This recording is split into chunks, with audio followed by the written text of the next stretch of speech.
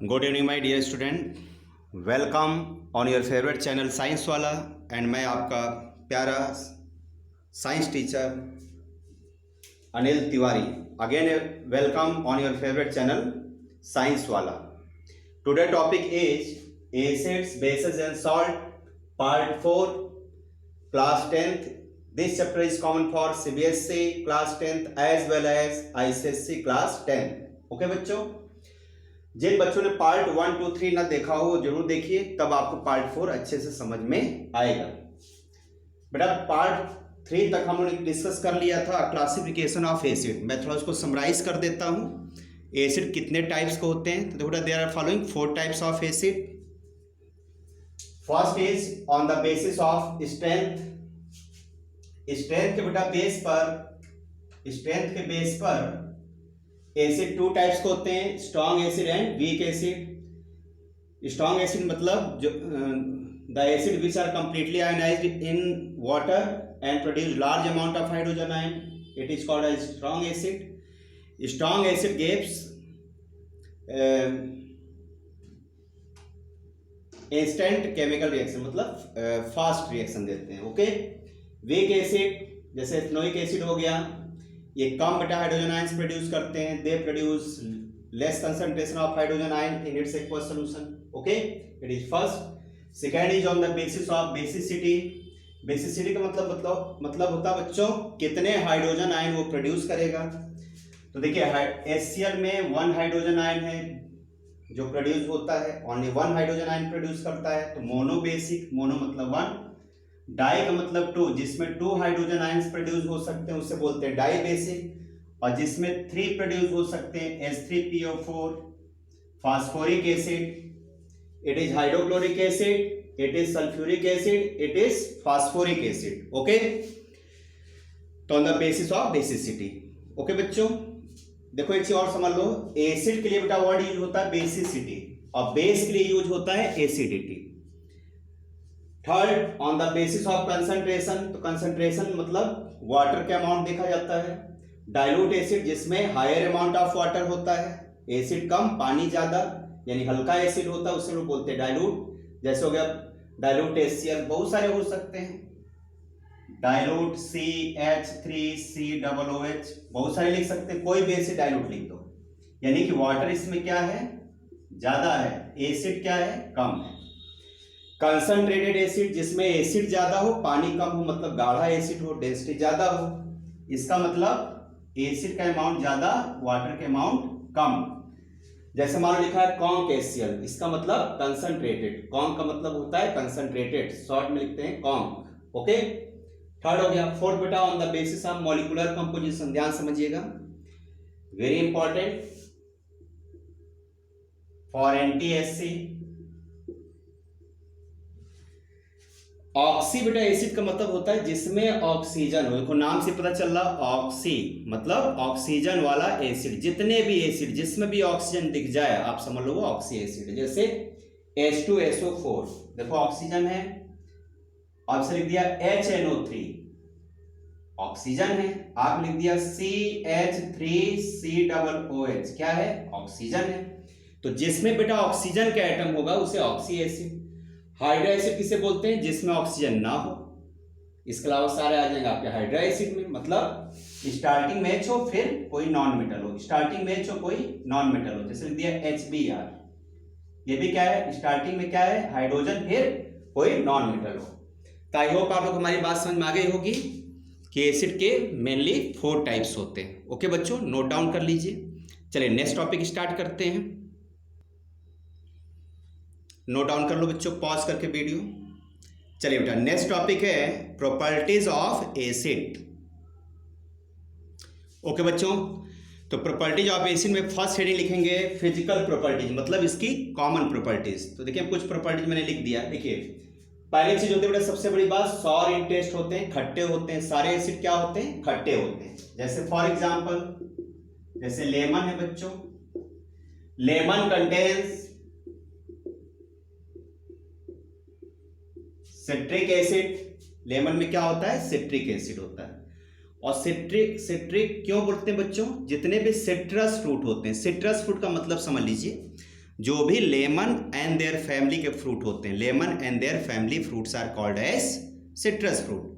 जो भी लेमन की तरह दिखे, जैसे क्या क्या दिखेगा बच्चों, ऑरेंज, स्वीट ऑरेंज मतलब मौसम्मी, है ना, और नींबू यानी लेमन, ये सब क्या है, सिट्रस फ्रूट है। ओके।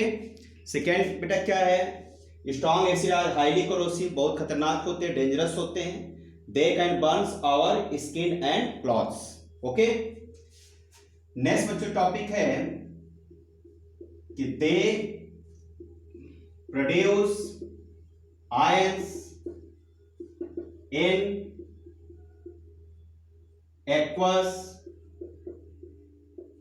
सॉल्यूशन, वाटर में डिसॉल्व करने पर आयंस प्रोड्यूस करते हैं। जैसे HCl को बच्चों आप वाटर में डिसॉल्व कर दीजिए तो बेटा ये ब्रेक हो जाता है H plus and Cl negative. Okay.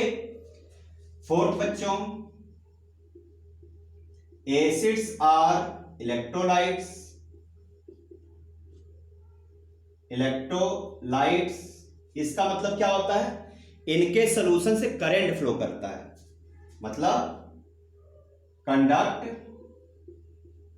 Electricity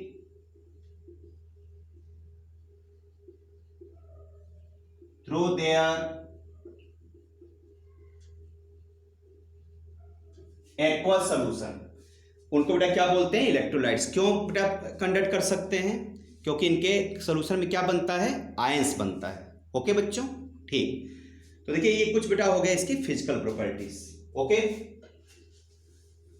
एक से थोड़ा सा नोट में पॉइंट लिख लीजिएगा आप लोग। देखिए वीक एसिड क्या होते हैं, weak acids are less corrosive, इसलिए बच्चों इनको हम क्या कर सकते हैं, can eat and consume, so we can eat and consume. Okay. जैसे एग्जांपल, कर्ड आप लोग खाते हैं, दही, लेमन खाते हैं, टैमरिन खाते हैं, इमली जिसको बोलते हैं। देखिए कर्ड, लेमन, टैमरिन हम लोग खा सकते हैं, इसका मतलब इसके अंदर कौन सा एसिड है, वीक एसिड है। वीक एसिड को हम लोग ऑर्गेनिक एसिड भी बोलते हैं ना बेटा। ठीक है, इतनी बात समझ आ गई। एक पॉइंट और नोट कर लीजिएगा, एसिड्स स्टोर्ड इन ग्लास और सिरेमिक। सिरेमिक का मतलब होता है जो चीनी मिट्टी होता है ना, जिसमें हम लोग अचार अचार रखते हैं, पिकल्स, उसमें रखते हैं। क्योंकि बेटा एसिड जो होता है वो मेटल से रिएक्शन कर लेता है, लेकिन इनसे ग्लास या सिरेमिक से नहीं कर पाता। Okay. But can not stored in metal container. Metal में क्यों नहीं रख सकते बच्चों, क्योंकि एसिड मेटल से रिएक्शन करके सॉल्ट एंड हाइड्रोजन गैस बनाता है, जिससे पूरा का कंटेनर क्या हो जाएगा, धीमे धीमे कोरोड हो जाएगा, गल जाएगा। ओके। चलिए ये बेटा बातें हो गई फिजिकल प्रॉपर्टीज की। ओके। अब हम लोग बेटा बात करते हैं केमिकल प्रॉपर्टीज, वेरी इंपॉर्टेंट, ध्यान से समझिएगा।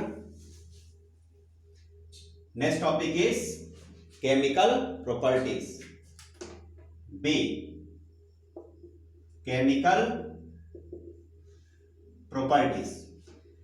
देखो केमिकल प्रॉपर्टीज में जो फर्स्ट बेटा है कि एसिड को कभी भी लिटमस पेपर पर रखोगे तो कलर को चेंज करता है, सबको पता है कलर चेंज करता है ना। तो कैसा कलर चेंज करेगा, सबको पता है कि एसिड जो होता है वो ब्लू को रेड लिटमस पेपर में बच्चों क्या कर देता है, कन्वर्ट कर देता है। ओके। तो फर्स्ट बच्चों लिखते हैं एक्शन ऑन इंडिकेटर। इंडिकेटर का मतलब होता है, इंडिकेटर किससे बोला जाता है बच्चों, substances which change their color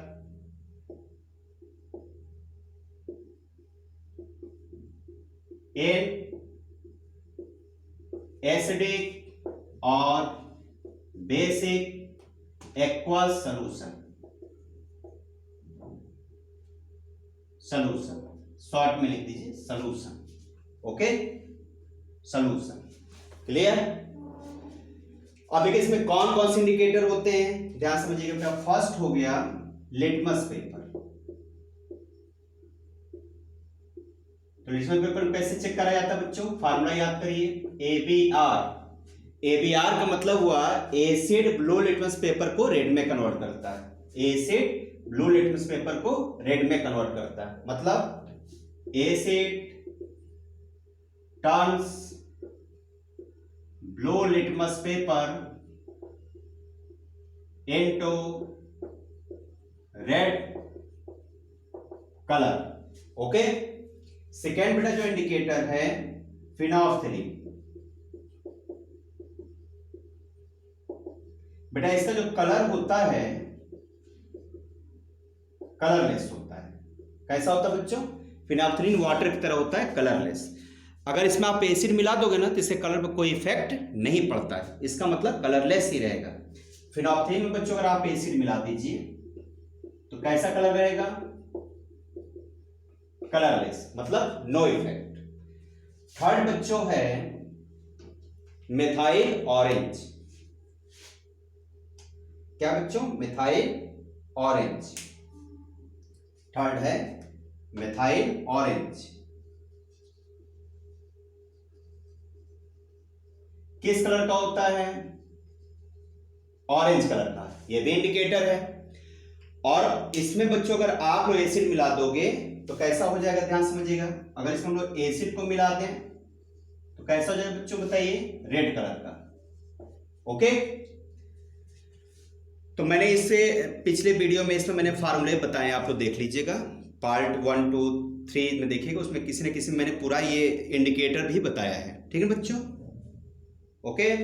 chemical reaction in equation chapter में, ओके। और एसिड बेस सॉल्ट के भी पीछे देखिए, इसमें तो नहीं बताया, केमिकल रिएक्शन इन इक्वेशन में रिकॉर्डेड है, वीडियो में देख लीजिएगा।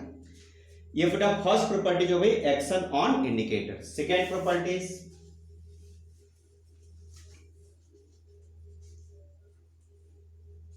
Reaction with metal. Second, reaction with metal. देखो किसी भी एसिड को जब मेटल से मिलाया जाता है तो सॉल्ट और हाइड्रोजन गैस बनता है। याद रखिएगा कि अगर हम मेटल को रिएक्शन करा दें एसिड से तो क्या बनेगा बच्चों, salt plus hydrogen gas, okay. लेकिन देखो इसमें कंडीशन क्या, बहुत ध्यान समझिएगा, कंडीशन ही मेन आपको याद करना है। एसिड बच्चों कैसा होना चाहिए, डाइल्यूट होना चाहिए, मतलब वाटर का अमाउंट 50% या उससे ऊपर होना चाहिए। और मेटल क्या होता है, सॉलिड होता है। मेटल कैसा होना चाहिए, शुड बी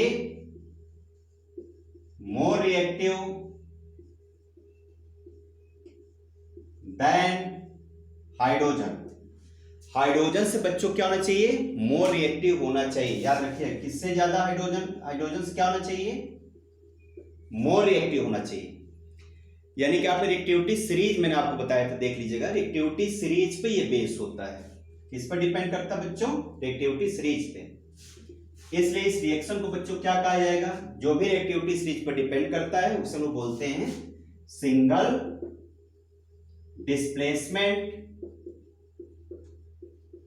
रिएक्शन, ओके। तो एक्चुअली में it is single displacement reaction. Salt का स्टेट लिख दीजिए सॉलिड, ओके। अब आइए इस बच्चों हम जरा रिएक्शन लिख के देखते हैं। पहले आपको बता दें कौन रिएक्टिव होता है, कौन लेस रिएक्टिव होता है, थोड़ा ध्यान समझना आप सब लोग। इसको हटा देता हूं। देखो बेटा, लिथियम सबसे most reactive, potassium, barium, sodium, calcium, Mg, aluminium, फिर होगा जिंक, फिर बच्चों क्या होगा, देखो इसका फार्मूला भी याद कर लो, Li याद कर लेना, कालो बाबा नाम का माली, याद करो, कालू बाबा नाम का माली, यहां तक याद हुआ। आलू जरा, ए एल का मतलब आलू, जेड एन का मतलब जरा। फीके, फीके मतलब हो गया एफी। से एस एन टिंग जिसको बोलते हैं, फीके से पकाता है, देखो आ गया ना। अब ध्यान सुनना बच्चों, फीके से पकाता है तो आधा तो आलू खाता है और आधा आलू छोड़ देते हैं कालू बाबा जो हैं। फीका मतलब कच्चा पका देते हैं। तो उनका एक डॉगी है, उनका एक कुत्ता है, उनके साथ में रहता है। तो कुत्ता क्या करता है उनके साथ, ध्यान समझना। डॉगी मतलब कुत्ता हर रोज आग से आलू खाकर आऊ आऊ चिल्लाता है, फिर पिटाता है, पिटता है। ये एयू हो गया। ओके, फिर से समझ लीजिए, एलआई याद कर लो, लिथियम। कालू बाबा नाम का माली आलू जरा फीके से पकाता है या पकाते हैं, रेस्पेक्ट देके बोलिए भाई, माली है तो क्या हुआ, पकाते हैं। तो फीका जब बन जाता तो आधा तो आलू खा लेते हैं, बेचारे अकेले खेत में रहते हैं, तो आधा तो आलू खा लिया, आधा छोड़ दिए। अब उनका एक डॉगी है, कुत्ता है वो कॉपर, उनका डॉगी क्या करता है, कुत्ता, कुत्ता हर रोज आग से आलू खा के आऊ आऊ चिल्लाता है, यानी एयू, और फिर पिटता है, यानी प्लेटिनम। पीटी का मतलब प्लेटिनम, मोस्ट कॉस्टली मेटल। देखो, सिल्वर से मांगा गोल्ड, गोल्ड से मांगा प्लेटिनम, प्लेटिनम को बच्चों लोग क्या बोलते हैं, व्हाइट गोल्ड। जितने बच्चों डायमंड की जो रिंग बनती है, डायमंड की रिंग में इसका यूज किया जाता है, या बड़े बड़े जो सेलिब्रिटी हैं इसके ब्रेसलेट्स पहनते हैं, जैसे सलमान खान है, वो भी हाथ में को पहने रखते हैं ना, तो स्टील का थोड़ी है, वो प्लेटिनम का है। ओके, चलो तो हम लोग रिएक्शन लिखते हैं। देखो हमारी बात समझ लीजिए, हाइड्रोजन से बेटा जितने पहले हैं, ध्यान सुनना क्या बोल रहा हूं, हाइड्रोजन से जो पहले यानी एल से लेकर पीबी तक, these are more reactive than hydrogen. और लेस कौन है बच्चों, कॉपर से लेकर प्लेटिनम तक ये हैं लेस रिएक्टिव। तो जो लेस रिएक्टिव होते हैं वो एसिड से रिएक्शन नहीं करते, और जो एस से बेटा पहले हैं ये एसिड से रिएक्शन करते हैं। ओके, ध्यान रखिएगा। आई रिएक्शन बनाते हैं इसके बेस पर। देखो बेटा, एक रिएक्शन लिखते हैं, Na प्लस HCl डाइल्यूट, क्या बनेगा, तो आंसर होगा NaCl प्लस H2 गैस। ये कैसा होगा, सॉलिड। ये डाइल्यूट मतलब एक्वस, और ये क्या हो गया, सॉलिड। कैसे बना सबको पता होगा हमारे हिसाब से। देखो रिएक्शन क्यों होगा, ध्यान समझिएगा। इसको चेक करो, सोडियम कहां पर आ रहा है, सोडियम है यहां पे, और H से बड़ा है कि नहीं, देखो पहले आ रहा है, यानी कि मोर रिएक्टिव है, यानी sodium is more reactive than hydrogen, इसलिए रिएक्शन ये सही है। ओके, लेकिन बेटा मान लो एक रिएक्शन आपको ऐसे लिख दिया जाए, जैसे मान लो ऐसे लिखते हैं कि Cu plus HCl dilute, reaction होगा क्या बताइए। देखो ये एसिड है, ये क्या है, कॉपर। कॉपर कहां आ रहा है, कॉपर क्या होता है, सॉलिड मेटल है। कॉपर कहां है, हाइड्रोजन के बाद आ रहा है, इसका मतलब होगा नो रिएक्शन। क्यों रिएक्शन नहीं होगा, because copper is less reactive than hydrogen. तो जो भी बेटा हाइड्रोजन के बाद आएगा, मतलब जो लेस रिएक्टिव होगा, they do not react with acid and displaces hydrogen, वो हाइड्रोजन को डिस्प्लेस नहीं कर सकते। अब मोर रिएक्टिव मेटल क्या कर सकते हैं, हाइड्रोजन को डिस्प्लेस कर सकते हैं, इसलिए हाइड्रोजन गैस यहां बनती है। ओके, तो इस पॉइंट को नोट कर लीजिए कि less reactive metal than hydrogen can not displace hydrogen, the metal which are less reactive than hydrogen can not displace hydrogen from acid, और एक चीज और ऐड कर लो, फ्रॉम एसिड एंड वाटर। सो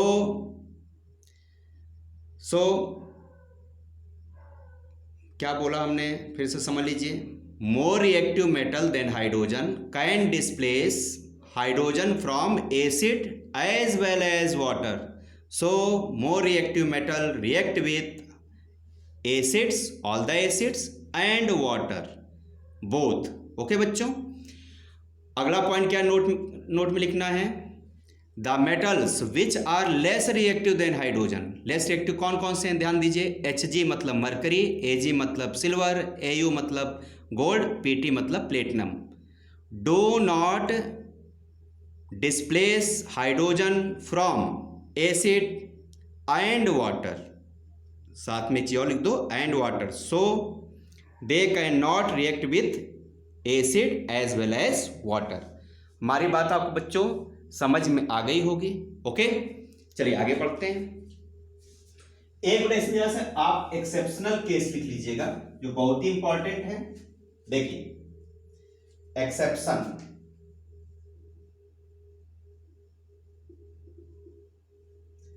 देखो सारे मेटल का एसिड साथ सेम रूल चलता है। क्या क्या बनाता है, सॉल्ट एंड हाइड्रोजन गैस। लेकिन अगर आप किसी मेटल को नाइट्रिक एसिड से मिला दो HNO3 से,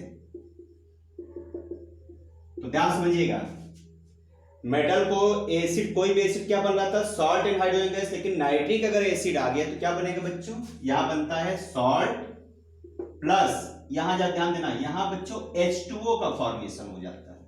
ठीक है ना, सब में क्या बनता है हाइड्रोजन, लेकिन इसके साथ क्या बनता है, ध्यान रखना, ये O देखो H2O बनता है।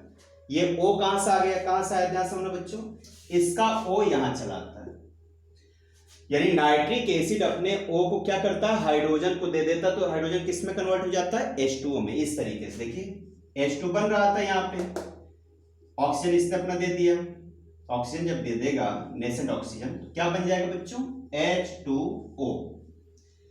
देखिए इसको बोलते हैं नेसेंट ऑक्सीजन, मतलब न्यूली फॉर्म ऑक्सीजन, मतलब ये मान लो ऑक्सीजन, बच्चा oxygen, baby oxygen, baby oxygen मतलब नेसेंट ऑक्सीजन एटम।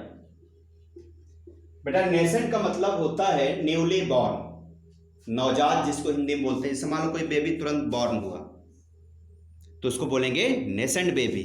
ओके, और बेटा जो नेसेंट ऑक्सीजन एटम होता है ये किससे ऐड हो जाता है, इसको ब्रैकेट में रखा जाता है इस तरीके से, बिग ब्रैकेट में। ओके, ये इससे ऐड होकर के हाइड्रोजन क्या बना लेता है, H2O।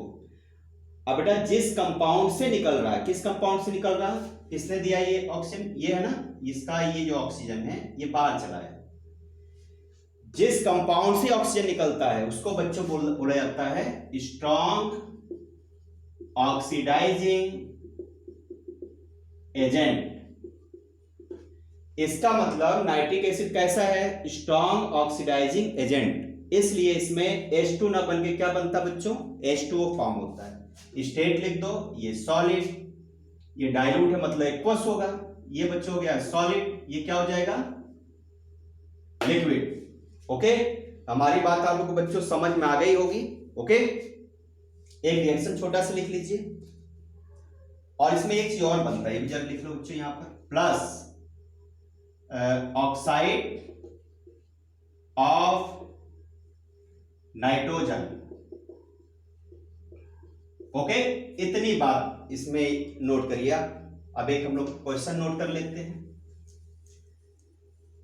कंडीशन वही रहेगी, मेटल हमेशा मोर रिएक्टिव होना चाहिए, ऐसा नहीं कि आप मेटल आप लेस ले लोगे, ये मस्ट है। क्या मस्ट है बच्चों, ये मोर रिएक्टिव होना चाहिए देन हाइड्रोजन।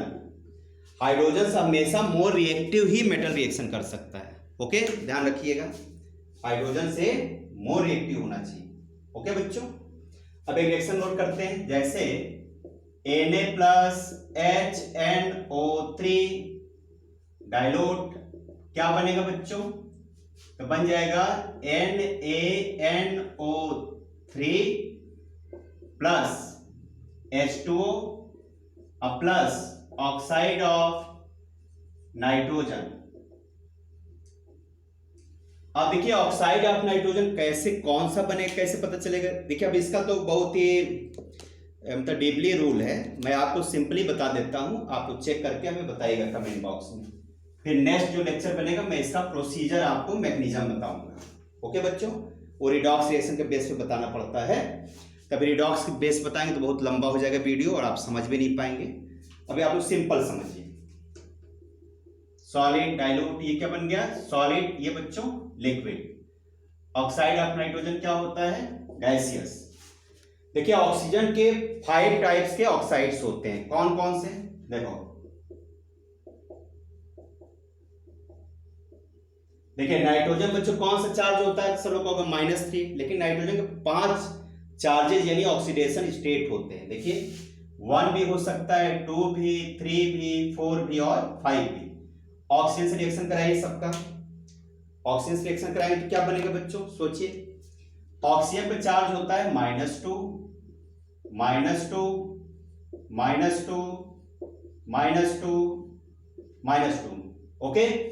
देखो यहां 1 है, यहां पे 2 है, क्रॉस कर दीजिए, क्या बनेगा बच्चों बताइए, n के बगल में ये नंबर चलाएगा 2 तो बन जाएगा n2, ये 2 इसका चार्ज है, तो कितना हो जाएगा बताइए 2, n2 O के बगल में ये नंबर चलाएगा 1, इसमें बताइए 2 कैंसिल हो गया यानी कि NO, इसमें बताइए क्या बनेगा N2O3। अगर समझ में कम आ रहा हो तो इसको ऐसे कर देते हैं, ज्यादा समझ में आएगा।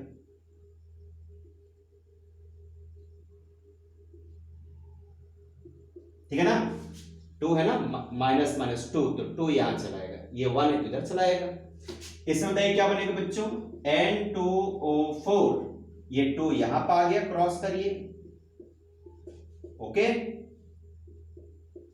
तो N2 और 4 यहां पर आ जाएगा, कितना बनेगा N2O4। आप चाहो तो इसको शॉर्टकट में भी लिख सकते हैं, बताइए 2 1 जा 2, 2 2 जा 4, ये भी तो बन सकता है NO2, दोनों एक ही बेटा कंपाउंड है। N2O4 लिखो चाहे NO2 लिखो, बात एक ही। लास्ट में क्या बनेगा बताइए N2O5।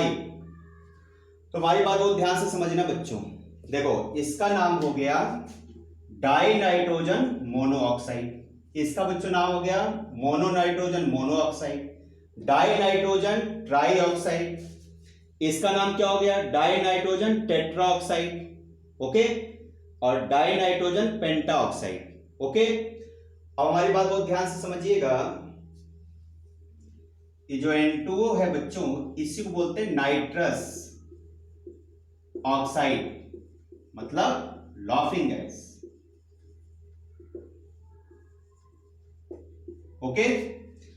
और देखिए इसमें स्टेट क्या क्या है, ध्यान समझना, यहां से लेकर के यहां तक ये बच्चों गैस होती है, और जो लास्ट वाला है N2O5 नाइट्रोजन पेंटा ऑक्साइड, पेंटा मतलब 5, तो देखो इसका वजन ज्यादा हो गया ना, ज्यादा ऑक्सीजन ज्यादा नाइट्रोजन, तो इसका स्टेट चेंज हो जाता है, ये बच्चों हो जाता है सॉलिड, और यहां पर क्या बन रहा है गैस। तो आप लोग चेक कर लेना, या तो ये बनेगा या तो ये बनेगा या तो ये या तो ये, लेकिन देखो जनरली बनता क्या है, ये 1 को मत लिखिए, हटा दीजिए, 1 2 3 इन तीनों में से चेक करना, आपका आंसर आ जाएगा, नहीं आएगा तो इससे चेक करना, इसको चेक करना। तो 1 2 3 4 में से कोई ना कोई इसमें बनेगा, बना के बैलेंस करना, जिससे बैलेंस हो जाए वही बनेगा, ओके। बाकी मैं इसका डीपली कॉन्सेप्ट आपको रिडॉक्स रिएक्शन में अच्छे से समझाऊंगा, ओके बच्चों, ठीक है। तो एक्सप्रेशन समझ में आ गया, नाइट्रिक एसिड के साथ हमेशा वाटर बनेगा, याद रखिएगा, salt water and oxide of nitrogen. चलिए नेक्स्ट टॉपिक, और नाइट्रोजन कितने ऑक्साइड बनाते हैं, तो 5 बनाता है, ओके बच्चों, समझ में आ गया। चलिए अब बेटा नेक्स्ट हम लोग लिखते हैं न्यूट्रलाइजेशन रिएक्शन, यानी कि रिएक्शन विथ बेस। देखो बेस में जो स्ट्रॉन्ग बेस होते हैं उसे हम लोग अल्कली कहते हैं, water soluble bases are called as alkali, okay. बात समझ में आ रही है, अल्कली का मतलब क्या होता है, जो वाटर में पूरी तरह डिसॉल्व हो जाए। अब आइए रिएक्शन बनाते हैं, अल्कली का एग्जांपल क्या होगा बच्चों, NaOH KOH, 2 याद रखिए। अब रिएक्शन बनाते हैं, देखिए एसिड को जब आप किसी भी बेस के साथ रिएक्शन कराएंगे तो क्या बनता है, सबको पता है, salt plus water plus heat energy, okay. This reaction is called as neutralization reaction.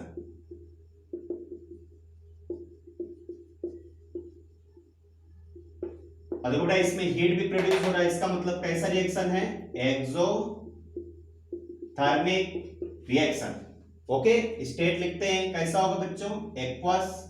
Base कैसा होगा, एक्वस। सॉल्ट कैसा होगा, होगा तो सॉलिड, लेकिन ये वाटर लिखा है इसलिए क्या हो जाएगा बच्चों, एक्वस। ये क्या होगा, लिक्विड।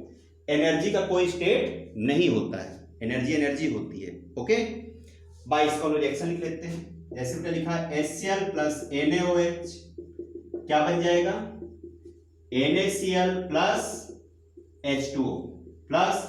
अब ध्यान देना कितनी हीट बनेगी, बहुत हमारी बात ध्यान समझना बच्चों। देखो HCl बच्चों है स्ट्रॉन्ग एसिड और ये कैसा है, स्ट्रॉन्ग बेस। अगर ये स्ट्रॉन्ग है और यहां पे स्ट्रॉन्ग है, यानी strong acid strong base, aqueous लिख दो यहां पर, एक्वस जरूर लिखना नहीं तो गलत हो जाएगा। ये हो जाएगा क्या, एक्वस, ये हो जाएगा बच्चों लिक्विड। कितनी हीट बनेगी तुम्हारी बात बेटा ध्यान सुनिएगा, जब स्ट्रॉन्ग एसिड स्ट्रॉन्ग बेस से रिएक्शन करेगा, केवल एक कंडीशन है, स्ट्रॉन्ग एसिड स्ट्रॉन्ग बेस से रिएक्शन करता है तो बेटा हीट बनती है 13.7 किलो कैलोरी पर मोल, पर मोल। ओके, कितना बनता बच्चों, 13.7 किलो कैलोरी पर मोल।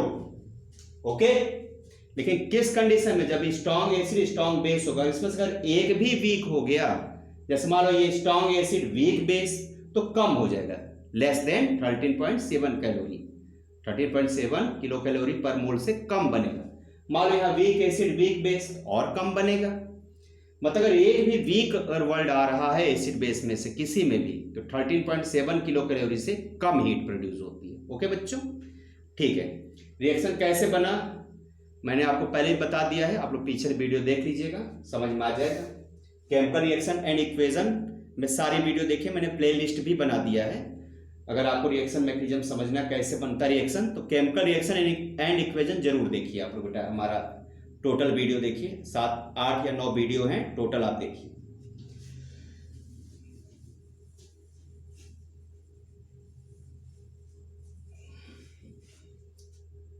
आप बेटा एक नोट पॉइंट लिखते हैं, देखिए बहुत ध्यान सुनिएगा।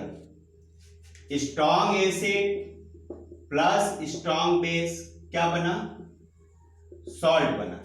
ओके, और वाटर बना प्लस 13.7 किलो कैलोरी पर मोल हीट एनर्जी बनी। अब मेरी बात समझिएगा ध्यान से, इसमें बेटा जो ये सॉल्ट बन रहा है, अब आपसे कहा बताइए सॉल्ट कैसा बनेगा, इसका पीएच वैल्यू कितना होगा, बहुत ध्यान समझना।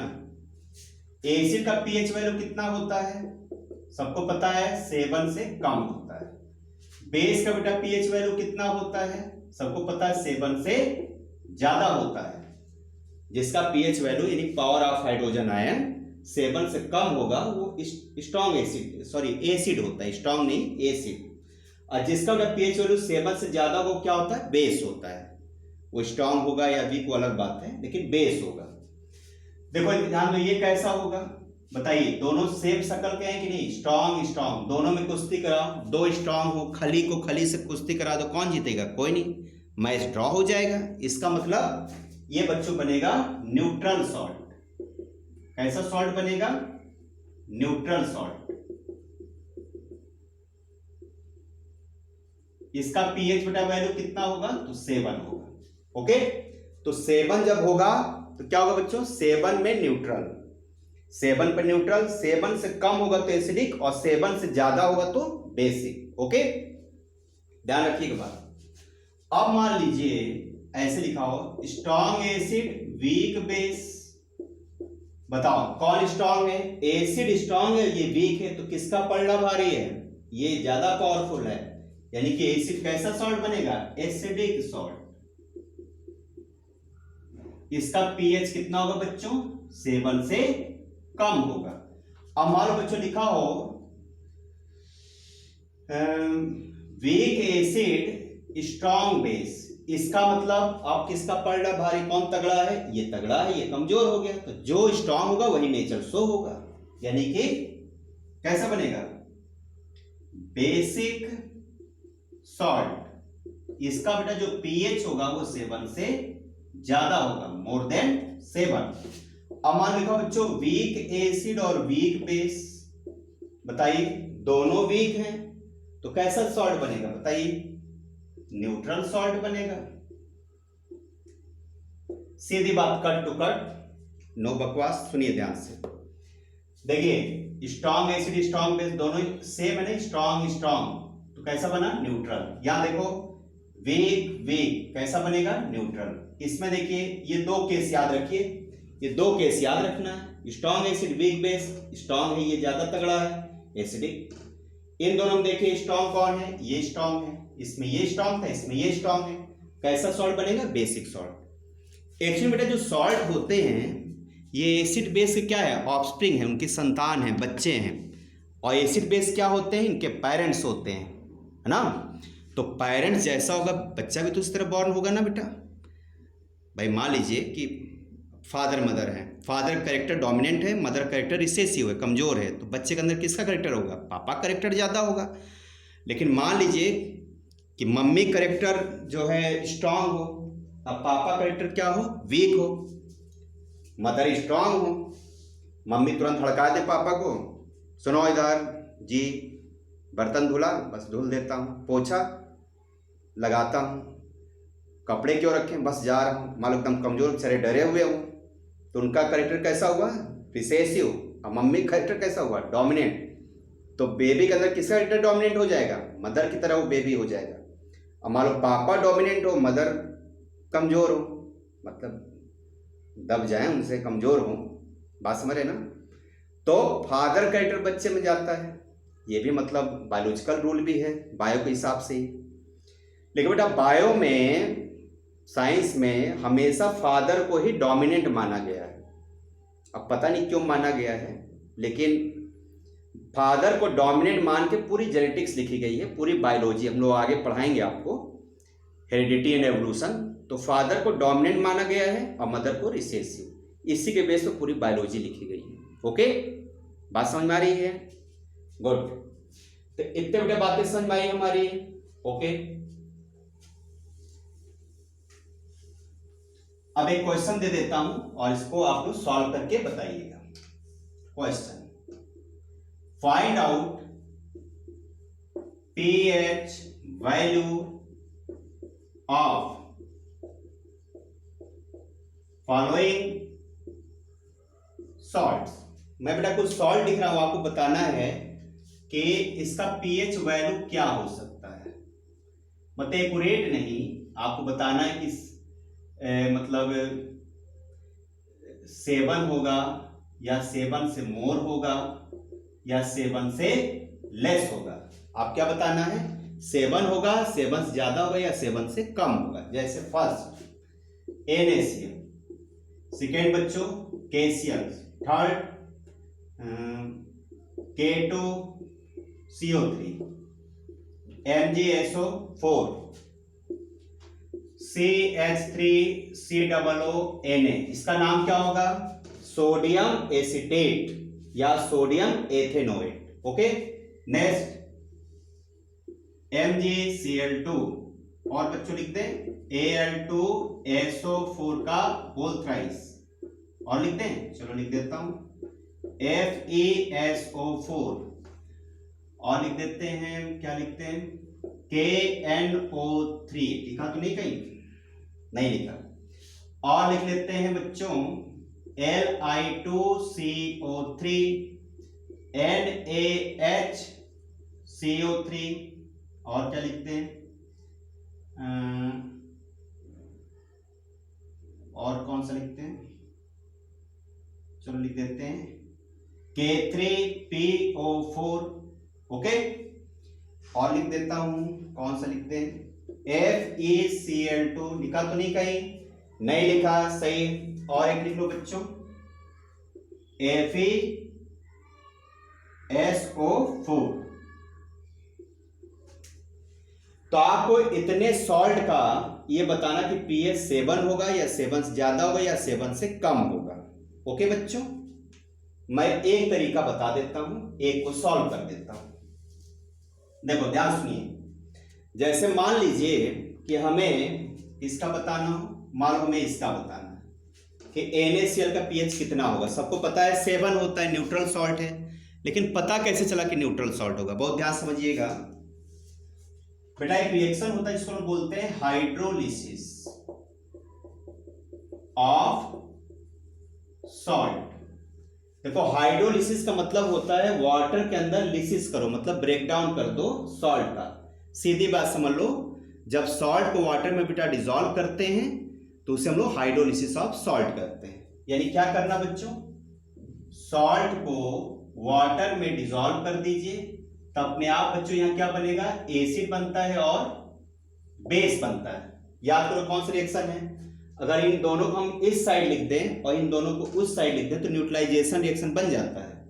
न्यूट्रलाइजेशन रिएक्शन क्या होता है, acid plus base is equal to salt plus water. मतलब एसिड बेस को रिएक्टेंट साइड कर दो और सॉल्ट वाटर को बेस वो प्रोडक्ट साइड, तो न्यूट्रलाइजेशन रिएक्शन बन गया। कैसा रिएक्शन है, जस्ट अपोजिट टू न्यूट्रलाइजेशन